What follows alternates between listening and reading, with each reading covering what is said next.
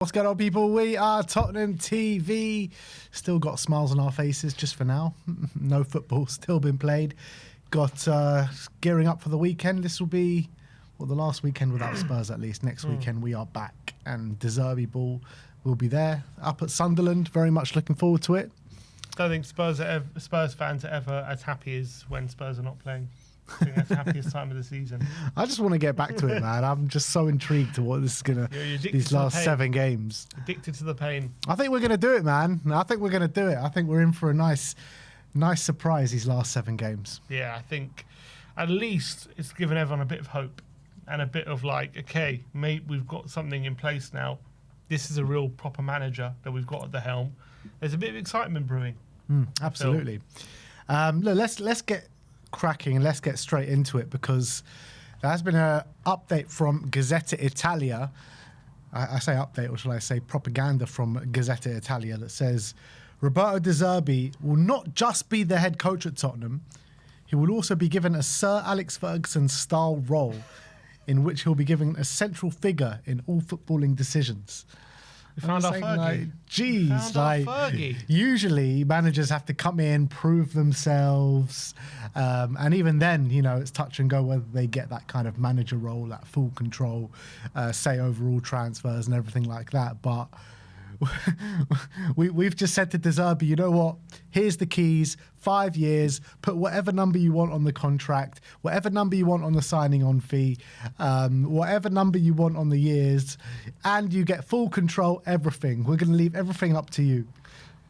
Well, to be fair, is that not better than Enoch making any footballing decisions or getting involved in anything? Better. So, from one point of view, I'm like, okay, it's a footballing person. He comes, he's clearly very innovative when it comes to being on the forefront of football tactics, even in European football. He's extremely knowledgeable about the game. He's someone who you probably trust to be at the forefront of footballing decisions at the football club. On the other hand, the Alex Ferguson model does seem very outdated, and you don't see managers nowadays in modern football getting that sort of control. It's too much for managers. Arteta has it. Well, Arteta's probably one of them. But I think for most clubs, it's too much for managers to have sort of total control over a whole football club when it comes to recruitment and scouting, all these different things. I'd say Pep Guardiola probably has it as well. I don't know if he does. I think he does. I don't know how much control he actually has. And we know Klopp didn't have as much control when he was at Liverpool. Apparently he wanted Julian Brandt, and they went the scouting data team went for Mo Salah, and they ended up going in that direction. He's been on record with that. I think when it comes to kind of managers, when you look up and down the league, it's not kind of the default kind of anymore like it used to be, like where you have Harry Redknapp making phone calls to old players to get them through the door. Like that kind of element to football management is definitely going out the game. There's now teams of people managing clubs, and you've got each team, each kind of unit having their own team of people running things. And I think you don't usually nowadays, managers are just focused on, you're managing the team, you're basically you're managing the tactics of stuff on the pitch, and off the pitch is left to other people. Now, whether De Zerbi himself is the guy to trust in this situation, you've got to take into account when he was at Brighton, he was at a very well-oiled, well-run machine where he was a cog in a system. Brighton didn't look to De Zerbi and say, we want all your expertise in scouting and everything, and we're going to give you full control. They just said, you manage the team, we'll sort out the players, don't you worry about it. And look, obviously there was a clash there, wasn't there? I think, I don't know exactly, I need to look into it more, but I don't know why it broke down, why he left Brighton. But apparently one of the elements was he wanted more control. So, and he wanted to kind of fasten up the progression of the football club. They wanted to carry on in bringing in more young up-and-coming players and players with future high sell-on values, and which they were doing very successfully in. He wanted to bring in a bit more established players to take them to the next level. Right, but was the frustration more the fact that they kept having to sell players and they kept having to buy new players all the time. Like they had Caicedo, Cucurella, all these like great players that De Zerbi was getting McAllister getting the best out of, and they kept having to sell them and bring in other players. And so it was the frustration that, or maybe it was both, but was the frustration more that they were kept having to sell their best players and replace them, or was the frustration that they're replacing the players they're selling with younger players all the time? I think it was both. Yeah, I know. I think he wanted to. I think the general point was that he wanted to fasten up the progress of the football club. But and that couldn't happen when the players kept getting sold, and on top of that, when the players kept getting sold, they keep going for young and up and coming players on top of that. Yeah, but I wonder, would he have stayed if Brighton were a bit more stubborn in their sales and say, look, we're keeping Caicedo, we're keeping this player, even if they're signing younger players on to supplement those players? Would he have stayed in that situation rather than being frustrated with continue losing your best players? I don't know exactly. I don't know. But my point being is that De Zerbi hasn't had this amount of control out of the football clubs, I don't think. So it's a big risk to then give him the keys and give him a lot of control at Tottenham when we don't know how effective he'll be with that amount of control, if his knowledge is going to be good enough to basically, has he got enough of knowledge to basically cover all bases? Does he need a team of people? What does full control mean anyway? Is he going to get full control? They're saying it. Is it actually going to bear out in reality? What does it mean to have full control? Does it mean he's doing the scouting? Obviously not. We've got scouts. Does it mean he will be demanding certain players? Is it just he's going to be demanding profile of players and then the scouts have to go find them? Or is he going to actually be identifying players himself, which the club will have to go out and buy? It's very peculiar what that means, but we know that Fergie had pretty much control over everything at that football club, right? But Fergie was also very different to De Zerbi, because Fergie was more of a manager in the sense that he wasn't really the brains behind the tactics. It was mainly the coaches. Fergie actually wouldn't take the training sessions. The coaches would, and then he'd come in, and obviously he would give the ideas of what we're going to do on specific like in-game stuff, and obviously he'd be motivational, and you run the dynamic of the team and manage these big stars, right? De Zerbi is the opposite. He's a very, very hands-on coach. I've seen interviews of players saying he basically runs every training session. He's literally involved with every training session. Kevin Prince Boateng says if you're falling asleep in training, he'll tackle you to make sure you're awake. He's kicks every ball. Sometimes he's a keeper, sometimes he's a defender, sometimes he's a striker. He gets very, very involved. So if that's the case, it's very different to being a manager, and he's been announced as being a head coach, not a manager as well. So I don't know how to feel about that. Is it too much, giving him too much power? We've already given him enough power with the 5-year deal and everything like that. So I guess if you're doing that, you've got to give him as much control as possible. And maybe you have to give him everything you want because you're in a desperate position. But I'm just saying, I don't know if it's a good thing that we're giving him all this control. What I've heard, I've heard another report saying that the next sporting director is going to be employed by De Zerbi. De Zerbi is going to have a lot of say of who this next sporting director coming in is going to be to replace or to work alongside Johan Lang. I'm not too sure, but in previous times at Tottenham Hotspur, it's been like the manager working underneath the sporting director, where it could be maybe a De Zerbi and a sporting director might be on kind of level playing terms, or maybe De Zerbi even tiny bit above the sporting director. I think it's good, right? In theory, that sounds good because you have the two people on the same page. But then what happens if De Zerbi resigns or gets sacked? And then what happens? Then we're stuck with the sporting director who was appointed by the manager who got sacked, and now he's got to find a new manager, and all of a sudden it's a bit of a messy situation because when you bring a sporting director who brings in the manager because he aligns with the vision of the club, then even if the manager goes, that alignment or that direction should still stay the same. With the manager bringing the sporting director, then all of a sudden, does that mean the sporting director then has to leave if the manager leaves? It very much depends on how the sporting director feels. If he shares the same kind of footballing philosophy as De Zerbi, we want that footballing philosophy to stay the same no matter who the manager is. Whether De Zerbi stays or goes, we want to stay with that similar kind of passion and similar kind of philosophy. So if De Zerbi stays and the sporting director is of that same philosophy, then I don't see it being too much of a problem, you know, because if that sporting director stays, then obviously it'll be his job to look for a manager with that same philosophy. Yeah, but I'm just saying, if he's very much aligned with De Zerbi, and that's why I'm coming because De Zerbi's appointing me, then if De Zerbi leaves, where does that leave us and a sporting director? Does that mean we're going to be having to be looking for another sporting director? It might be, but like I said, the work could carry on after he goes.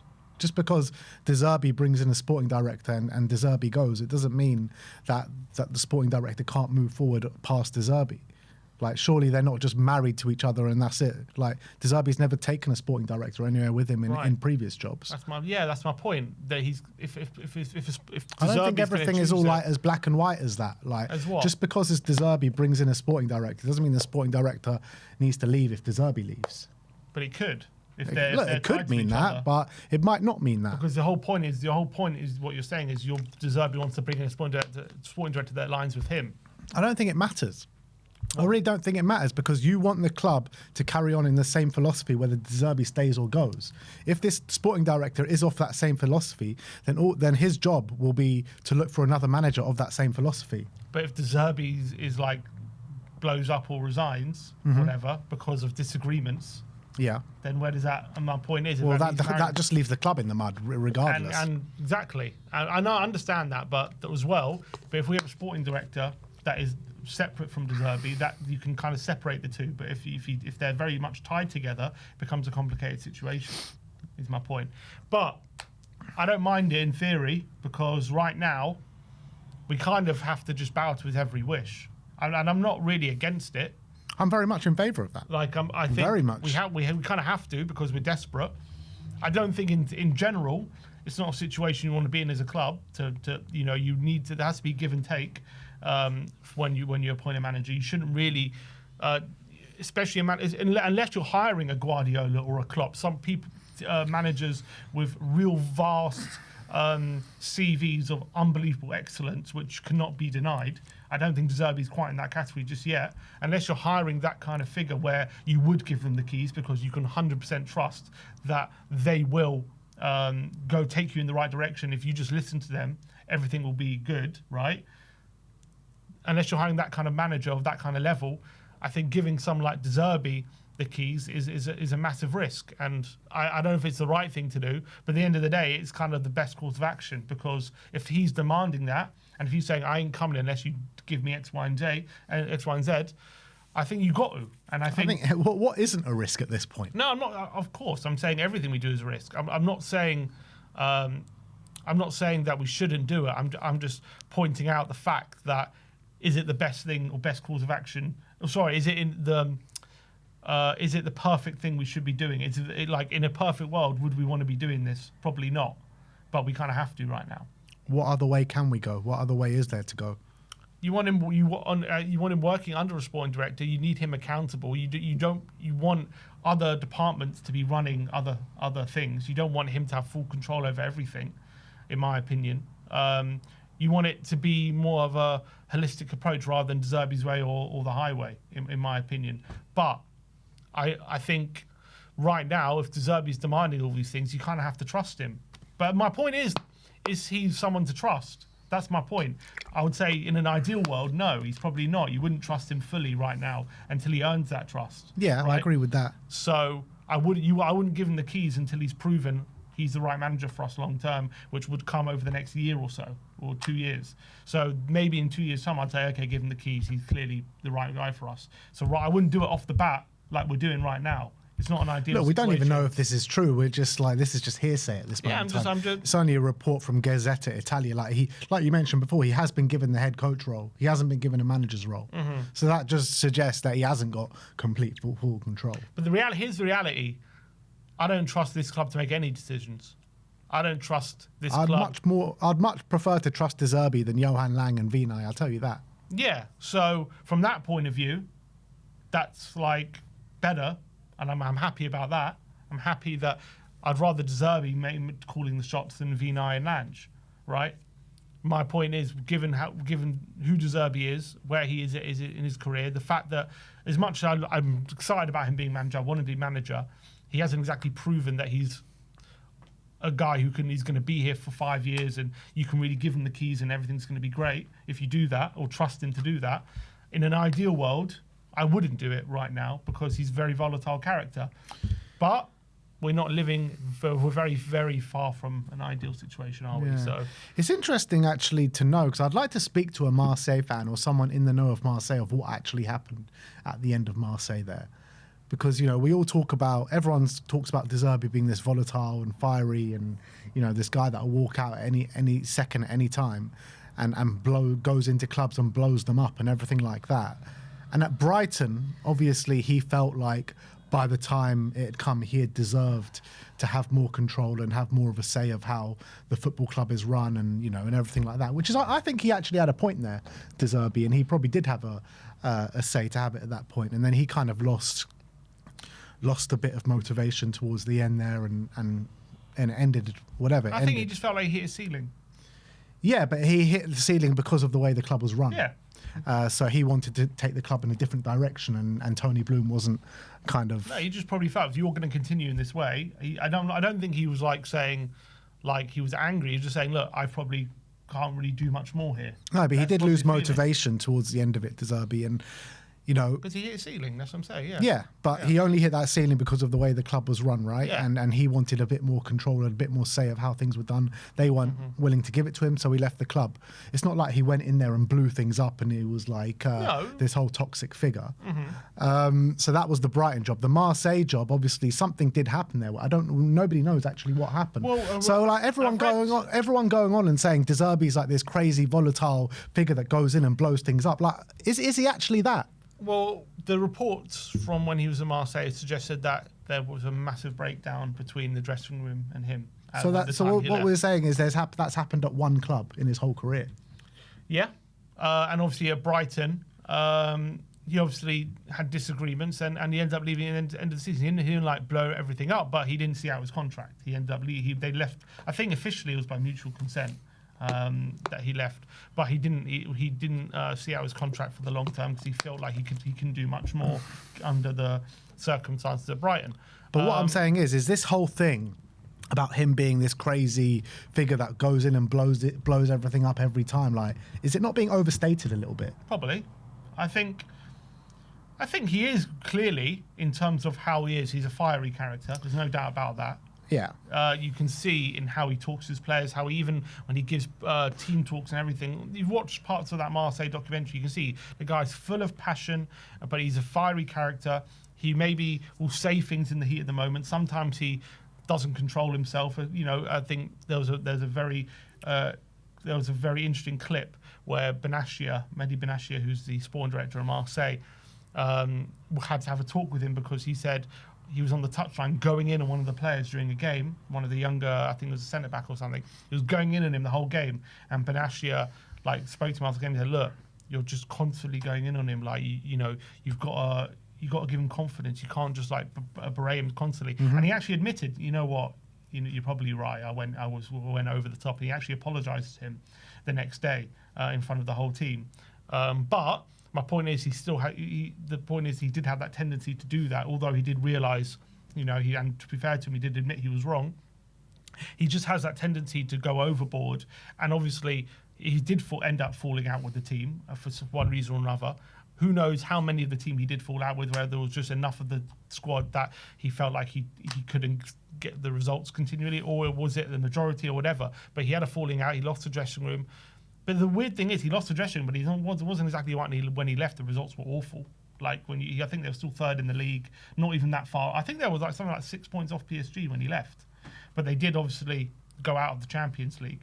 But for some reason, the dynamic broke down at Marseille. But you look at him as a character, how he behaves, and that feeds into the narrative that he is very much a volatile character who has kind of like mood swings, and he'll 1 minute he's your best friend, 1 minute he'll go at you, and he's always with maximum intensity. So that feeds into this narrative about him that he is this guy that's gonna come in and it's gonna be he's going to go in at players. He's going to, in essence, kind of blow up situations. He's not going to basically toe the line. He's not going to. It's not going to be a simple situation when he's here. Whether it's fair to say he's going to come in at any moment he could leave and any moment he could resign and stuff like that, maybe that's a bit unfair. But he's definitely a volatile character. I definitely think you can see that by how he acts. Now, maybe he's learned from those situations. Maybe he's learned to control his emotions a bit more. Maybe he doesn't need to. Maybe that's what gives him his edge. I don't know. He's been likened to like Conte in that situation like a lot, and like he is similar to Conte, I think. Like, but in terms of passion on the training ground and stuff like that, yeah, I'd agree, he's similar to Conte. But like Conte has so many more examples of like just leaving on a whim and just being like, I'm off. Apart from Spurs, I don't think he ever left mid-season in any other job. Maybe not mid-season, but he's definitely like had a history of like going and blowing things up a lot more, hasn't he? Like at Chelsea, it ended quite toxic there. Yeah, but he saw with Antonio Conte. And I'm sure in other situations as well. Yeah, but I'm saying it apparently ended quite toxic at Brighton. That's what I heard. No, well, you just said it didn't end toxic at Brighton. You said it ended amicably. No, it was mutual, but I heard within the dressing room there was a bit of, not necessarily maybe it was cause of stuff that happened with the board, but from what I read, it did end a bit toxic with him, and he wasn't happy. But yeah, it was more due to the fact he felt like he hit the ceiling, and he wanted the club to kind of take him on, to go on another level. But I think I read somewhere it did end a bit toxic with Brighton as well. I don't think it ended toxic with the team. I think it was basically just with Tony Bloom. Yeah, I think it was more with the board. It ended toxic. Obviously, it did with Marseille. But I think obviously where it gets unfair is when you look at his when you take his whole career and you start creating a narrative that he never stays at any club for X amount of time because he's a volatile character. I think that's where it gets unfair, because I think early in his career, I think, look, with most managers, you're learning your trade. Some managers start, go in straight away and kill it in their first job and then, become Pep Guardiola and things like that, or Jurgen Klopp. Some managers take their time. Some managers find their feet. And Palermo, Benevento, he had some learning curves to go through, right? And it wasn't simple for him. Yeah. He didn't just come in and kill it straight away. He wasn't like an amazing manager, right? So those couple jobs, it was a learning curve. But then he did go to Sassuolo, was there for 3 years and was really good. He did go to Shakhtar, and Boulderkans was doing a fantastic job before the war happened and then ended up leaving. He went to Brighton, then was at Brighton for 2 years where he did a brilliant job, then ended up leaving. Then what happened to Marseille? So I think it's hard to know exactly what the true De Zerbi is. There is definitely a narrative about him that was just possibly unfair, that he could just blow up at every moment. But I definitely think there is validity to the concern about his volatility. Yeah. Look, which is fair to say, but I think we went on a massive tangent here. But I think it's all linked. To be fair, it is. Control. But in terms of this, do you actually think this is actually true, though? Are we going to have they said to De Zerbi, you know what, you're going to have a lot of control here? Yeah, I think they've told him that for sure. For sure they've told him that. Whether they'll give it to him is another thing. I think they've definitely told him that. I think it's right, because this report doesn't actually say he's going to get full control. They say he's going to be a central figure in footballing decisions. And, which he should be. And I think that's exactly what he should be. I mean, in theory, all managers should be, shouldn't they? Yeah. I mean, but we know all managers are not. Yeah. Which obviously gets... Like we know, like with the managers that we had in the past, Thomas Frank, they tried to do something similar. Like they didn't try and give him full control, but he was supposed to be like a key figure in terms of moving Spurs forward, and he was supposed to be central to a lot of footballing decisions. Yeah, but this is what I say about Tottenham in terms of, like, I think they want to be like a Brighton or a Brentford in a way, in terms of how they run the club, but they just don't have the quality or the football knowledge to do that. So they're always trying to... So I think they're probably best off trying to import that externally, from a manager to try and I think Poch gave it to us, like that kind of stability and that how things were run under him. He had quite a lot of control, and he obviously brought a lot of things in his way and stuff like that. I think under Frank they were like, okay, we're going to bring him in, and he's going to like. I don't think Poch had enough control. Yeah, and maybe not, but I think they brought Frank in, and they were like, okay, he's going to be like a cog in our machine, but we're going to try and give him more. We're going to try and implement, the Brentford kind of machine. We're going to basically bring in all the Brentford guys, and we're going to become like a Brentford with loads more money. But they just don't know how to operate as in terms of getting those advantages over other football clubs from the higher level. So maybe you do have to implement it from externally, from like a manager, just give him control and get him to bring his guys and do that. But I think the whole thing just is at the moment, it's still like a worry, because from the very top, they still don't know what they're doing. I think it all comes down to this comment here from King Huddle saying, the more control we take out of the two clowns, the better. Yeah, you're probably right about that. And that's it. Give Vinay and Lang as least control as possible. Give that control to De Zerbi and the people De Zerbi employs. And I'm all for that, to be honest. Yeah. I think, my point being, I don't think it's guaranteed that it's a good thing to give him as much control as possible. That's my point. But is it a better chance of being successful than giving any control to Vinay and Lange? Yeah. I think so. So make of that what you will, people. Apparently, Spurs are giving De Zerbi a Sir Alex Ferguson style role at the football club, which maybe you might liken to maybe what Arteta has at Arsenal, but Arteta kind of didn't come in that role straight away. He came in as very much a head coach role. He earned that role, and then as the years have progressed, he's got more and more powerful at that football club.